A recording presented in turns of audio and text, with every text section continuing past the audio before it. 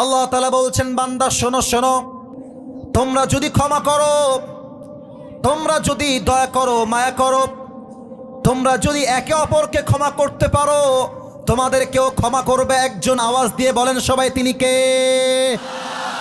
একটা হাদিস শোনাই, নবীজির হাদিস। আমার দুই হাত দেখেন, দুই হাত, এই বামের ভাইয়ারা, ডানের ভাইয়ারা, সামনের ভাইয়ারা, আমার দুই হাতের দিকে তাকান। এই যে ডানে একটা বাঁশ, বামে একটা বাঁশ, দেখা যায় নাকি যায় না? ওরে ভাই, কথা না করলে বুঝি ক্যাম্বেলা, দেখা যায় কি যায় না?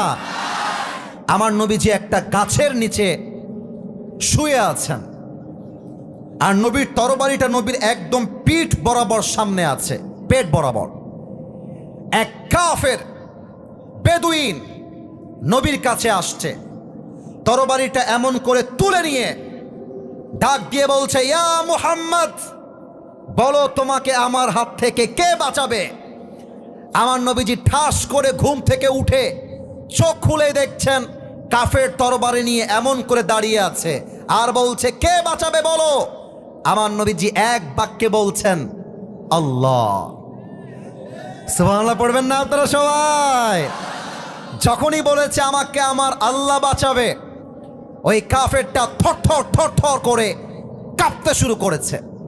এবার আল্লাহর রসুল যখন দেখেছে সে কাঁপতে শুরু করেছে, তার হাত থেকে তরবারিটা মাটিতে পড়ে গেছে।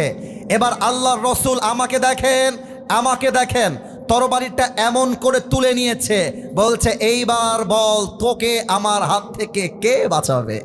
ওই বেটা বলছে, আমাকে শুধুমাত্র আপনিই বাঁচাবেন, আমাকে আর কেউ বাঁচাইতে পারবে না।